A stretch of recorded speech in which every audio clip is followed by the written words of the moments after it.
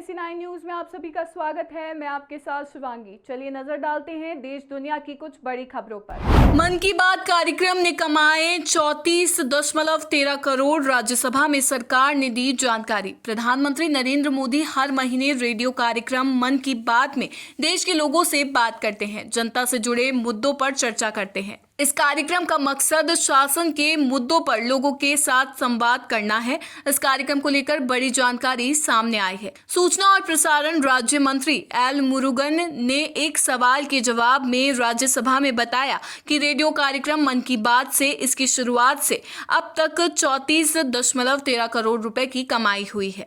सूचना और प्रसारण राज्य मंत्री एल मुरुगन ने बताया कि मन की बात कार्यक्रम आकाशवाणी मौजूदा संसाधनों से बिना अतिरिक्त खर्च के तैयार करता है। पीएम मोदी का ये कार्यक्रम पारंपरिक और डिजिटल दोनों माध्यमों से लोगों तक पहुंचता है। मन की बात कार्यक्रम का पहला प्रसारण 3 अक्टूबर 2014 को हुआ था। मंत्री ने आगे बताया कि एक बड़ा वर्ग आकाशवाणी के नेटवर्क से इस कार्यक्रम को सुनता है।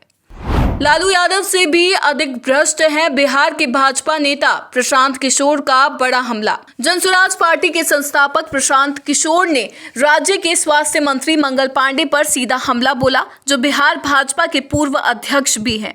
उन पर वर्तमान राज्य इकाई के प्रमुख दिलीप जायसवाल के साथ मिलकर एक दूसरे का फायदा लगाने का आरोप लगाया। उन्होंने दावा किया कि बिहार के भाजपा नेता लालू यादव से भी अधिक भ्रष्ट हैं। प्रशांत किशोर ने आरोप लगाया कि राज्य के स्वास्थ्य विभाग ने 1200 एम्बुलेंस के लिए एक ऑर्डर दिया था, जिसकी कीमत लगभग 28 लाख रुपए थी, जो ओडिशा और उत्तर प्रदेश जैसे राज्यों द्वारा भुगतान की जा रही राशि से लगभग दोगुनी थी। प्रशांत किशोर ने आरोप लगाया कि पांडे ने किशनगंज के एक मेडिकल कॉलेज को डीम्ड यूनिवर्सिटी का दर्जा देकर अपनी कृतज्ञता दिखाई, जिसमें जायसवाल की बड़ी हिस्सेदारी है। जायसवाल ने 6 अगस्त 2019 को पांडे के पिता के खाते में 25 लाख रुपए ट्रांसफर किए और उस पैसे का इस्तेमाल तत्कालीन स्वास्थ्य मंत्री की पत्नी के नाम पर एक फ्लैट खरीदने में किया गया। दिल्ली के द्वारका में खरीदे गए फ्लैट के दस्तावेज में जायसवाल ने गवाह के तौर पर हस्ताक्षर भी किए थे। किशोर ने पूछा, अगर पांडे ने जायसवाल से ये रकम उधार ली भी थी तो उन्होंने 2020 के विधानसभा चुनाव के अपने चुनावी हलफनामे में से असुरक्षित ऋण की श्रेणी में क्यों नहीं बताया। उज्ज्वला, एलपीजी और शिक्षा, मोदी सरकार ने खोला खजाना। कैबिनेट के 5 बड़े फैसले। केंद्रीय कैबिनेट की एक अहम बैठक हुई। इसमें सरकार की ओर से 5 बड़े फैसले लिए गए। सरकार ने उज्ज्वला योजना के लिए 12,060 करोड़ के अतिरिक्त बजट के प्रस्ताव को मंजूरी दे दी है। सरकार के इस फैसले से 10 करोड़ 33 लाख लोगों को फायदा मिलेगा। इसके अलावा सरकार ने अफोर्डेबल एलपीजी सिलेंडर के लिए 30,000 करोड़ का अतिरिक्त बजट निर्धारित किया है। केंद्र सरकार ने रक्षाबंधन पर आम जनता के साथ साथ टेक्निकल एजुकेशन संस्थानों को भी बड़ी राहत दी है। मोदी सरकार की कैबिनेट बैठक में लिए गए बाकी फैसलों में टेक्निकल एजुकेशन, असम और त्रिपुरा का विकास, मलक्कनम पुडुचेरी 4 लेन हाईवे के लिए बजट को मंजूरी दे दी गई है। सरकार ने टेक्निकल एजुकेशन संस्थानों के लिए 4,200 करोड़ के बजट को मंजूरी दी है। वहीं असम और त्रिपुरा के विकास के लिए विशेष विकास निधि के रूप में 4,250 करोड़ को मंजूरी दे दी है। वोट चोरी संविधान से धोखा है। राहुल गांधी ने बेंगलुरु में ईसी बीजेपी पर साधा निशाना। कांग्रेस सांसद और लोकसभा में विपक्ष के नेता राहुल गांधी कर्नाटक दौरे पर हैं। उन्होंने राजधानी बेंगलुरु में वोट अधिकार रैली को संबोधित करते हुए एक बार फिर चुनाव आयोग पर निशाना साधा। राहुल ने वोट चोरी का आरोप लगाते हुए कहा कि देश के हर नागरिक को वोट का अधिकार है और वोट चोरी संविधान से धोखा है। हमें संविधान को बचाना होगा। राहुल गांधी ने कहा कि वोट की चोरी संविधान के साथ धोखा है। साथ ही उन्होंने बीजेपी पर हमला करते हुए कहा, जहां नए वोट आए वहां बीजेपी जीती। राहुल गांधी ने कहा कि ये संविधान एक वोट का अधिकार देता है। पिछले चुनाव में हमारे सामने एक सवाल उठा, लोकसभा का चुनाव हुआ, उसके बाद महाराष्ट्र का चुनाव होता है।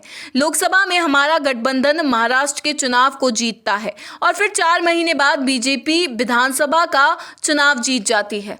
हमने इसको लेकर पता लगाया तो पता लगा कि विधानसभा में 1 करोड़ नए लोगों ने वोट किया।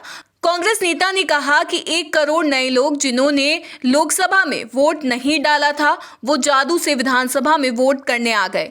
जहां भी इन लोगों ने वोट डाला वहां पर बीजेपी ने जीत दर्ज की। L&T को अपने खर्चे पर KLIS की खामियों को दूर करना होगा। आयोग ने 15 महीने में पूरी की जांच। सुप्रीम कोर्ट के पूर्व जस्टिस पिनाकी चंद्र घोष की अगुवाई वाले एक सदस्यीय जांच आयोग ने कालेश्वरम लिफ्ट इरिगेशन स्कीम की जांच के बाद अपनी रिपोर्ट में कहा है कि बुनियादी ढांचे की दिग्गज कंपनी L&T को 7वें ब्लॉक का जीर्णोद्धार कार्य अपने खर्चे पर पूरा करना होगा और सभी खामियों को दूर करना होगा। जांच आयोग मेदीगड्डा, अन्नाराम और सुंडीला बैरांजो के निर्माण में खामियों की शिकायत की जांच पूरी करने के बाद ये रिपोर्ट सौंपी है। आयोग ने अपनी रिपोर्ट में ये भी कहा कि L&T किसी भी प्रमाण पत्र की हकदार नहीं है और उसे 7वें ब्लॉक का जीर्णोद्धार कार्य अपने खर्चे पर पूरा करना होगा तथा उसे खामियों को भी दूर करना होगा। आयोग ने अन्नाराम और सुंडीला बैरांजो की एजेंसियों को DLP के दौरान उसके खर्चे पर खामियों के लिए उत्तरदायी ठहराया। तेलंगाना के कालेश्वरम के भूपालपल्ली में सिंचाई से जुड़ा ये प्रोजेक्ट भारी अनियमितता की वजह से हजारों करोड़ के घोटाले की भेंट चढ़ गया। बाद में मामले की जांच के लिए आयोग बनाया गया। चुनाव से पहले चिराग पासवान के बयानों से परेशान NDA, बीजेपी नेतृत्व से मिल सकता है बड़ा मैसेज। बिहार में अगले कुछ महीनों में विधानसभा चुनाव होने हैं, लेकिन केंद्रीय मंत्री चिराग पासवान राज्य की नीतीश कुमार सरकार पर कानून व्यवस्था को लेकर लगातार हमला बोलते रहे हैं। NDA का हिस्सा होने के बाद भी राज्य की नीतीश सरकार पर चिराग के तीखे तेवर कई बार बीजेपी की अगुवाई वाले गठबंधन को परेशानी में डाल देते हैं। बीजेपी नेतृत्व अब इस मामले में गार्जियन की भूमिका निभाने जा रही है ताकि वह आगे गठबंधन के लिए परेशानी का सबब ना बने। पिछले कुछ महीनों में बिहार में कानून व्यवस्था में तेजी से गिरावट आई है। ताबड़तोड़ फायरिंग और मर्डर की घटनाओं ने जहां राज्य की नीतीश सरकार को चिंता में डाल दिया है, तो वहीं चिराग पासवान अपने तेवर और सवालों से कानून व्यवस्था पर सवाल उठाकर NDA को परेशानी में डालते रहे हैं। उनके बयानों ने विपक्ष को बिहार की नीतीश सरकार पर हमला करने का मौका दे दिया है। राहुल गांधी के आरोप पर अमित शाह का बड़ा हमला। केंद्रीय गृह मंत्री अमित शाह ने राहुल गांधी के मतदाता सूची में फर्जीवाड़े के आरोपों पर कहा, वोट बैंक की राजनीति बंद कीजिए। आपके परनाना नेहरू ने शुरू किया था। चुनाव पर चुनाव हारते हारते जाते हो। अब पहले से बिहार चुनाव हारने की वजह बता रहे हो। उन्होंने कहा कि वह SIR का विरोध कर रहे हैं क्योंकि घुसपैठिए इनके वोट बैंक हैं। यहाँ पर पूर्ण बहुमत के साथ NDA की सरकार बनने वाली है। उन्होंने कहा कि भारत की सुरक्षा के लिए देश के प्रधानमंत्री कटिबद्ध थे। कांग्रेस के जमाने में बम धमाके होते थे और आतंकी पाकिस्तान भाग जाते थे। पहलगाम में हमला करने के बाद ऑपरेशन सिंदूर चलाकर आतंकियों का सफाया किया। शाह ने लालू प्रसाद यादव से भी सवाल किया और कहा, लालू प्रसाद बताएं किसको बचाना चाहते हैं। चुनाव आयोग की सूची पर आपकी पार्टी और कांग्रेस ने ऑब्जेक्शन नहीं किया। जो बांग्लादेश से आकर बिहार के युवाओं की नौकरी खा जाते हैं, वह उसे बचाना चाहते हैं। जब लालू जी रेल मंत्री थे, बिहार में रेल के विकास के लिए 1132 करोड़ रुपए खर्च करते थे। मोदी जी ने 25-26 में 167 करोड़ रुपए केवल रेल के लिए खर्च किया है। प्रधानमंत्री और रेल मंत्री को बिहार की जनता की ओर से साधुवाद देना चाहता हूँ। NSE9 न्यूज में फिलहाल इतना ही। आगे की खबरों से अपडेट रहने के लिए बने रहिए NSE9 न्यूज के साथ। नमस्कार।